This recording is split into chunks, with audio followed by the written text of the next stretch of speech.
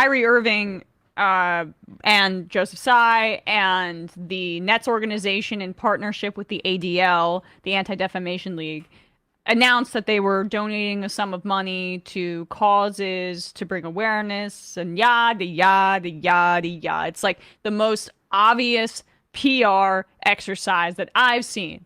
And you know why I know this? You know why I know this? Is because today, Kyrie Irving comes out in front of a mic, is asked directly about anti-Semitism.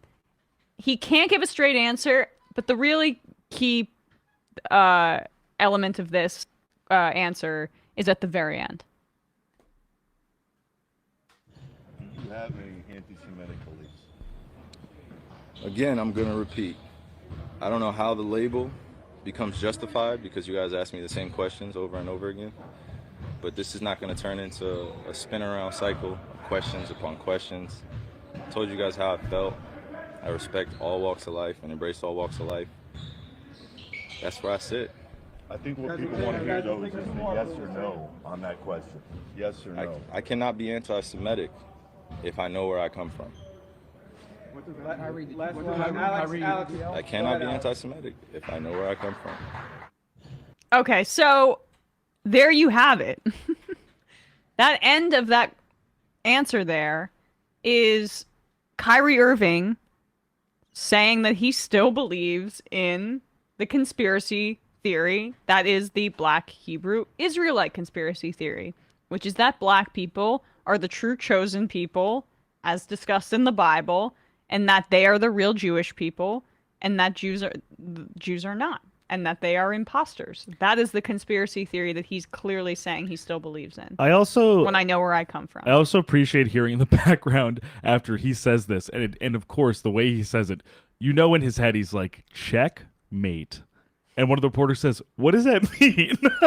Well, he can't say. Right. Because it's what the movie and the book argue. It's essentially, he's a step, it seems as if he is taking a minor step back from the second part of the DEFCON 3 tweet that Kanye West had, where he said, besides, I can't be anti-Semitic because as a Black person, I am Jew. Yeah, right.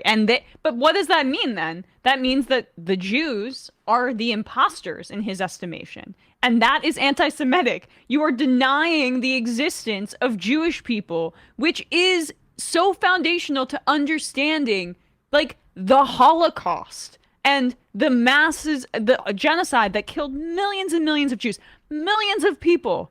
Are we really going to play around with this right now?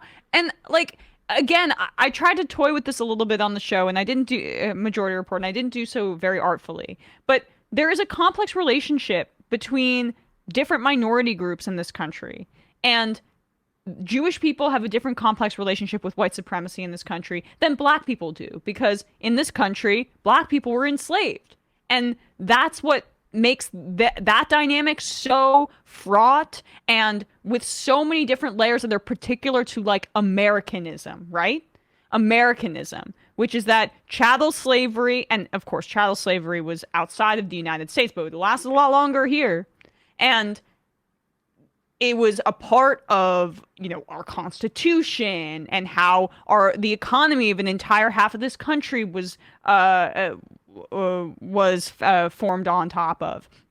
And we fought a civil war to end slavery, chattel slavery, and the enslavement of Black people. And then we had Jim Crow. And then, like, it is such a foundational piece, systemic racism is, to America, particularly to Black people. But when you zoom out and look at the globe, there's also that layer of mass anti-Semitism that is incredibly old and also has to be understood in tandem as opposed to in conflict. And that is what is so dangerous about the way that this is being framed by some people, which is that the Jewish people and Black people don't need to be in conflict. No.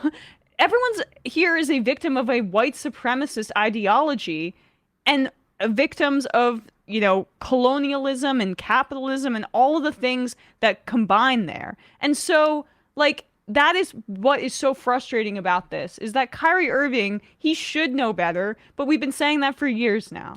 You make a crucial point, though, also, which is that every anti-black movement, every racist, ethno-nationalist, white supremacist movement, the Ku Klux Klan, the John Birch Society, you know, things like organizations and things of that nature.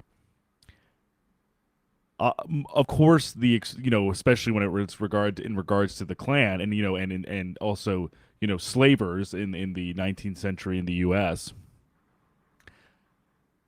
Every movement that is focused on and zeroed in on anti-blackness and either eradicating, eliminating, or subjugating black people feels and felt the exact same way about Jewish people as well.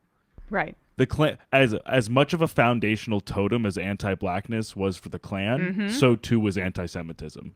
So they're in the streets saying Jews will not replace us, absolutely. And they're the same guys that are as racist and anti-black as it gets. Absolutely. So I think I completely agree with you in the sense that it's also it's damaging in so many ways because it reflects poorly on both prongs of an anti-racist movement to try and pit two subjugated minorities against one another, as if, like you said, as if that's the conflict. Yeah. And that isn't. And that is where he is a very lost soul and incredibly arrogant in the way that he responds to these things. So I don't know where this goes for him, but the idea that Steve Nash is the one that's out the door and not Kyrie Irving here just goes to show what talks, right?